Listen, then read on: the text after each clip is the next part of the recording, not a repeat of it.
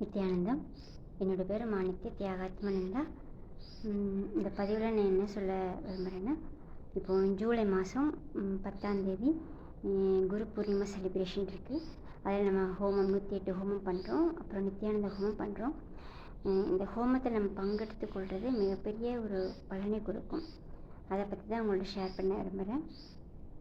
அதாவது இப்போ குரு அப்படின்னா, இப்போ நம்ம ஒவ்வொருத்தவங்களும் ஒவ்வொரு கடவுளை கும்பிடுவோம். எனக்கு முருகர் பிடிக்கும், உங்களுக்கு ஒவ்வொருத்தவங்களுக்கு எனக்கு அதாவது முருகர், வள்ளி, தெய்வானை, அப்புறம் சிவன், பார்வதி, கணேஷா, அப்புறம் வெங்கடேஸ்வரா, இந்த மாதிரி நமக்கு ஒவ்வொருத்தருங்களும் ஒவ்வொரு தெய்வ வழிபாடு இருக்கும். ஆனால் எந்த தெய்வ வழிபாடு பண்ணாலுமே இந்த தெய்வ வழிபாடினுடைய பலன் எப்போன்னா, அந்த தெய்வ வழிபாடினுடைய பலம் குருவ வழிபாடாக குரு தான் நமக்கு அந்த முழுமையை கொடுப்பாங்க.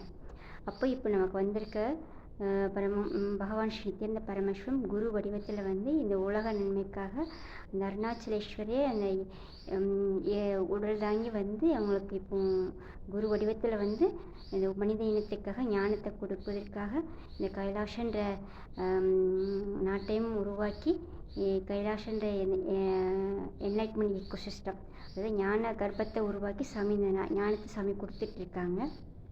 இப்போது அந்த அதனுடைய பலனாக இப்போது வருஷத்தில் ஒரு முறை நம்ம குருக்கு நன்றி உணர்வோடு நம்ம நன்றி செலுத்தும் விதமான குரு பூர்ணிமா அந்த நாளில் இப்போ நம்ம திருவண்ணாமலை சோமஞ்சு பிறந்த வளர்ந்த ஊர் திருவண்ணாமலை நித்யானந்த ஜென்மபூமி க்ஷேத்திரத்தில் 108 குரு ஹோமம், அப்புறம் நித்யானந்த ஹோமம், அப்புறம் புஷ்ப யாகம், அதுக்கப்புறமா அன்னதானம், இந்த மாதிரி எல்லா சேவைகள் நடக்கின்றது. அதே மாதிரி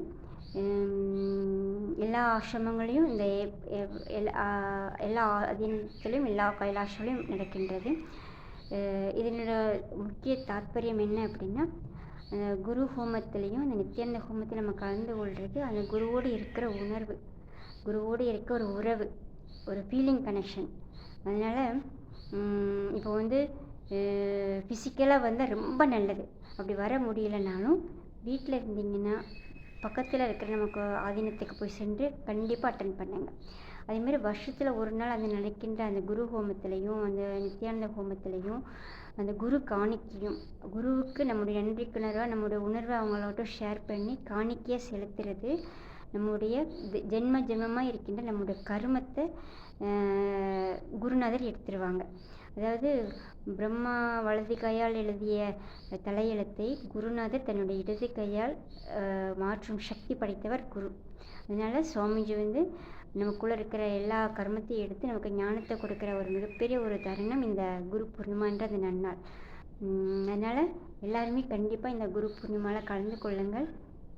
அதேமாதிரி எல்லா வருஷமும் நடக்கின்ற அந்த ஈவெண்ட்ஸ் எல்லாமே லைவாகவும் போயிட்டுருக்கும். அதனால் கண்டிப்பாக பாருங்கள். பார்த்துட்டு உங்களுடைய பிரார்த்தனைகளையும் நீங்கள் பண்ணுங்கள்.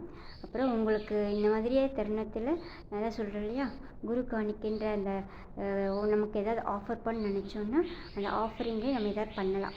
அது பண்ணும்போது நமக்குள்ளே இருக்கிற அந்த வலி, வேதனை, துக்கம், நமக்கு கண்ணுக்கு தெரியாத அந்த கர்மத்தை எடுக்கிற சக்தி அந்த குரு சக்திக்கு ஒரு முறை மட்டும்தான் அந்த குரு காணிக்கை சாமியை அக்செப்ட் பண்ணிப்பாங்க. அதனால் கண்டிப்பாக இந்த குரு பூர்ணிமா இந்த செலிப்ரேஷனை கண்டிப்பாக எல்லாருமே கலந்து கொள்ளுங்கள். உங்களுடைய கர்மத்தையும் குருனோட சரணடைஞ்சிட்டு உங்களோட வாழ்க்கையை மேம்படுத்தி கொள்ளுங்கள் என்று இந்த குரு பூர்ணிமா நன்னாளில் உங்களுடன் கலந்து கொள்கிறேன். நன்றி. நித்யானந்தா.